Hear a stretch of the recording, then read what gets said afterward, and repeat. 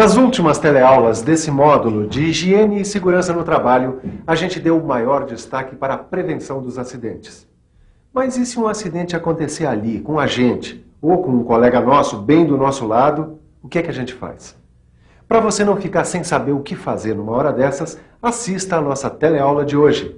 Ela é a última de higiene e segurança no trabalho. Você vai aprender até onde vão os primeiros socorros.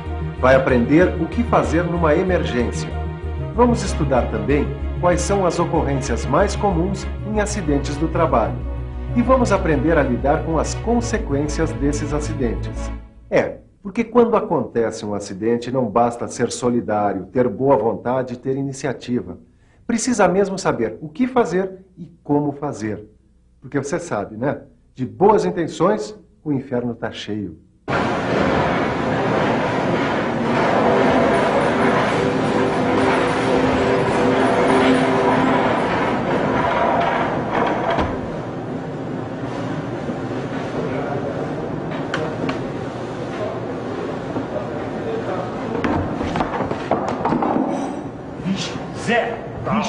Calma, olha, peraí. Preciso ter calma. É preciso ter calma, mas a gente precisa saber o que fazer, viu?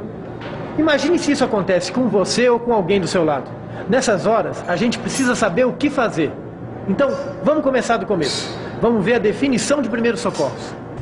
Primeiros socorros são o conjunto de medidas que alguém presta a um acidentado ou alguém que, de repente, venha a passar mal da saúde. Normalmente, os primeiros socorros são prestados no próprio local do acidente, antes da chegada do auxílio médico. Quer dizer, os primeiros socorros são sempre medidas de emergência. São prestados normalmente por um leigo, quer dizer, por alguém que não é profissional da saúde. Mas como você sabe, a vítima precisa receber cuidado profissional o mais rápido possível. Os primeiros socorros que a gente presta a um colega são, como eu já disse, medidas de emergência, que têm os seguintes princípios básicos: salvar e manter a vida da vítima, evitar mais lesões ou o agravamento da situação da vítima e providenciar socorro qualificado o mais rápido possível. O possível e o impossível, isso é que deve ser feito numa situação de emergência. Nós vamos agora avaliar passo a passo o que é esse possível e esse impossível. O pessoal aqui nessa indústria está simulando um atendimento de emergência. Qual é a primeira atitude que deve ser tomada no caso de uma situação de emergência? A primeira coisa é fazer uma avaliação. Avaliação do local do acidente em si e da própria vítima. E como é feita a avaliação do local? A gente precisa verificar se o local é perigoso para a vítima, se ele não vai piorar o estado da vítima ou atingir outras pessoas. E a avaliação do acidente, como é feita? Bom, a avaliação do acidente é feita para verificar o acidente em si e como ele aconteceu. A gente verifica isso com a própria vítima ou com alguma testemunha. E como é feita a avaliação da vítima? Bom, aí depende. Se ela estiver consciente é de um jeito, se ela estiver inconsciente é de outro jeito. Com a vítima consciente, devemos mantê-la deitada e em posição confortável.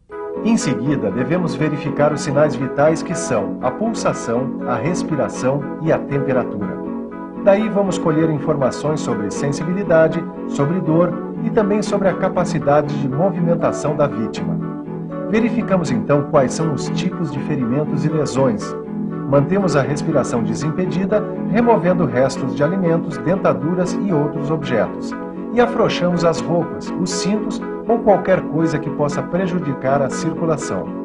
Bom, isso é para a vítima consciente. O procedimento sofre algumas alterações no caso da vítima estar inconsciente. Bora, não, calma. Deita ele.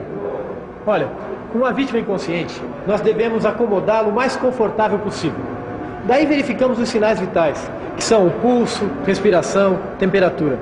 Depois verificamos os sinais de apoio, que são a cor, a umidade da pele e a sensibilidade.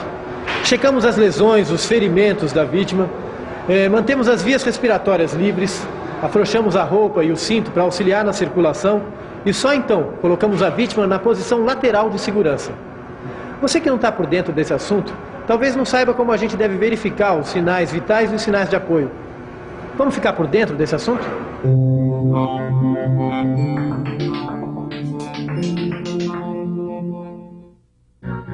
Os principais sinais de apoio e sinais vitais que a gente deve checar no acidentado são os seguintes: a pulsação, que é sentida através do tato, como você vê aí.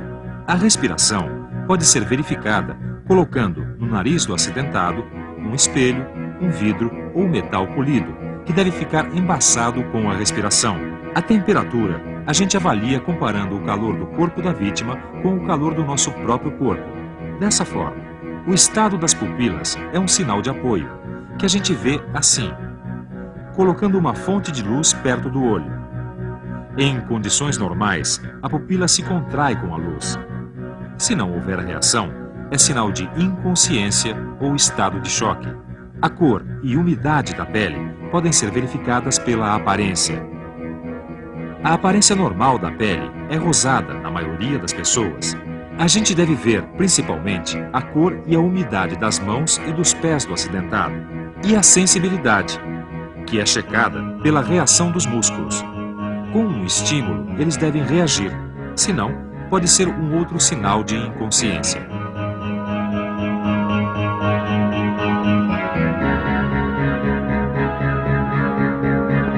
Depois de avaliar esses sinais, a próxima coisa que você deve saber fazer é a triagem, quer dizer, saber escolher a prioridade.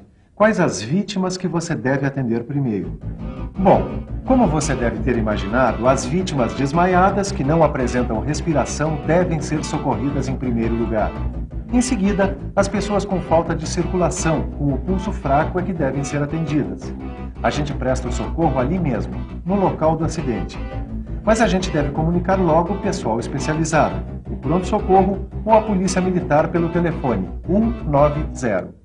Agora, quanto ao transporte da vítima, seja de carro ou no que for, você só deve fazer se não puder esperar a chegada do socorro de emergência. Por exemplo, no caso de uma sangria grave, aí sim, você deve procurar um transporte urgente. Mas antes que você pense em qualquer atitude, é bom você saber que o transporte de uma pessoa acidentada é bastante delicado, né? Aliás, dependendo da maneira como for feito esse transporte, ele pode até agravar a situação do acidentado. E antes de você pensar num transporte de urgência, é melhor você conhecer muito bem quais são as ocorrências mais comuns e saber como agir em cada uma delas. Por favor, quais são as situações mais comuns de acidentes no trabalho? Pancadas, queimaduras, choques elétricos, intoxicações, hemorragias ou ocorrências clínicas, quer dizer, problemas de saúde mesmo. Certo, vamos conferir cada uma delas.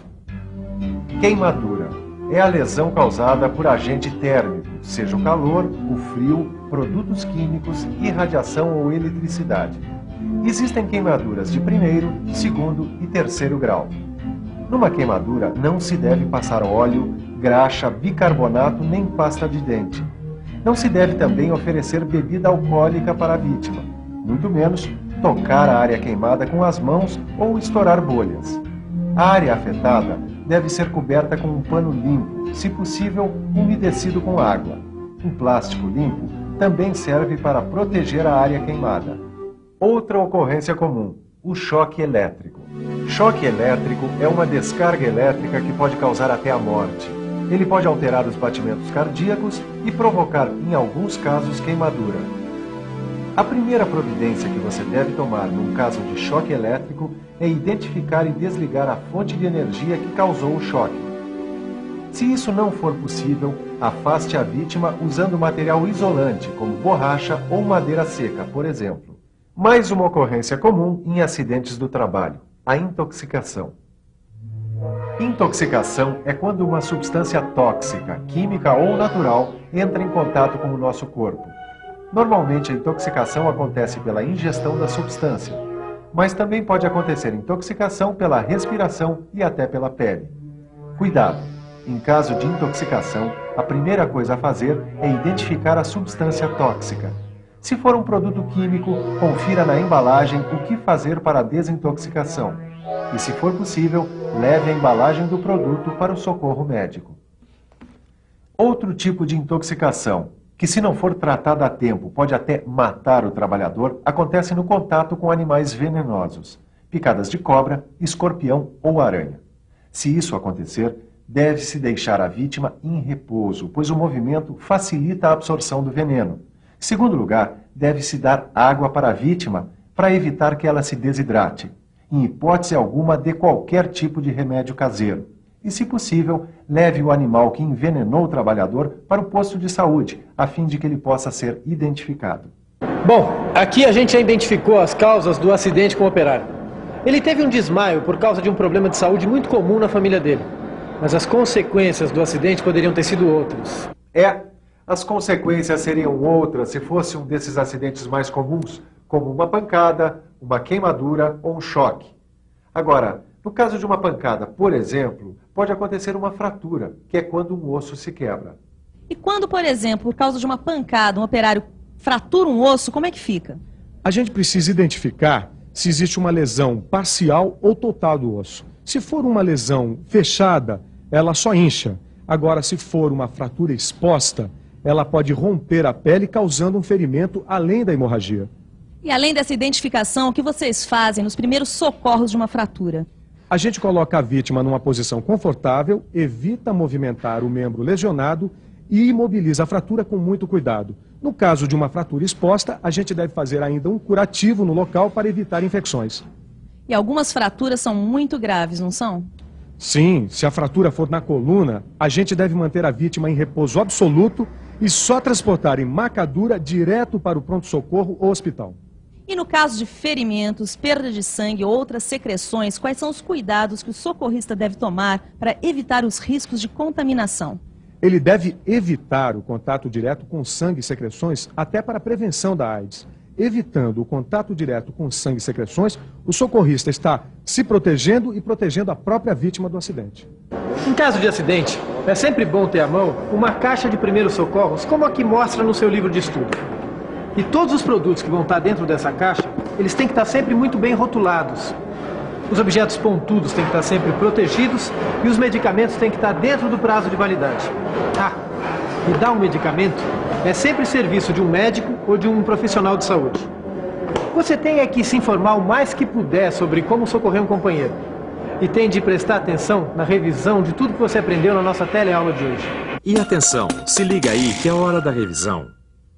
Na última teleaula do módulo de higiene e segurança no trabalho, você teve um primeiro contato com os primeiros socorros. Viu como é que se deve agir numa situação de emergência? Quais são as ocorrências mais comuns? Assim como as consequências mais comuns de um acidente do trabalho. Então, está preparado para enfrentar um acidente de trabalho? Olha, eu acho bom que antes de responder essa pergunta, você dê uma boa lida no seu livro de estudos nessa aula. Leia e releia, estude, faça os exercícios. Pesquise em outros livros, em manuais, em enciclopédias. Você só tem a ganhar. E a sua saúde e a sua segurança também. Bons estudos e até a próxima.